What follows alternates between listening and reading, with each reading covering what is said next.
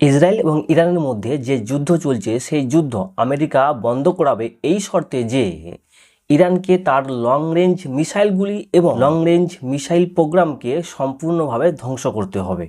পরবর্তীকালে ইরান যাতে তার নিউক্লিয়ার প্রোগ্রাম স্টার্ট না করে সেই জন্য ইরানকে চুক্তিপত্রে সাইন করতে হবে।